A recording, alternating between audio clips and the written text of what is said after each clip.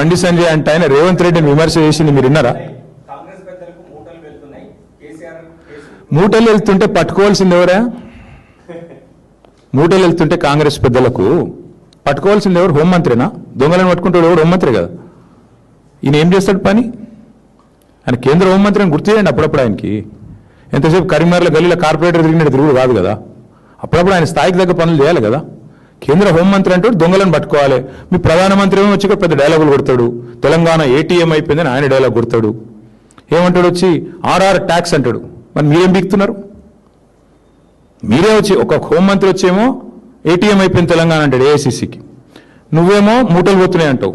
మీ ప్రధానమంత్రి వచ్చి RR tax అంటాడు. మరి ముగ్గురు కలిసి ఏం చేస్తున్నారు? మీరు దేశాన్ని నడుపుతున్నారా లేకపోతే గాడుగులు తోలుతున్నారా? ఏం చేస్తున్నారు చెప్పమను. 2.5 ఏళ్ళు అయింది. ఈ రక్షణ మంత్రి సహాయ మంత్రి రేవంత్ రెడ్డికి సహాయం చేయడం తప్ప ఆయన ఇంతవరకు చేసింది ఏమైనా ఉందా ఈ రాష్ట్రానికి? ఒక్క పైసా పని ఎక్కనన్నా? మా వేములవాడ గుడి నిన్న అదేదో దివ్య భారత్ స్కీమ్లో అలా చేరనే లేదట. నీ పార్లమెంట్ పరిధిలో ఉండే గుడి సంగతి నీకు దిక్కులేదు, ఖయాల్ లేదు. ఎంతసేపు రేవంత్కు రక్షణ కవచంలాగా గోడగా నిలబడాలి. చెప్పు, చిత్తశుద్ధి ఉంటే బండి సంజయ్ని కిషన్ రెడ్డి నేను అంటున్నా చెయ్యి. అమృత్ స్కీమ్ మీద విచారణ చెయ్యి.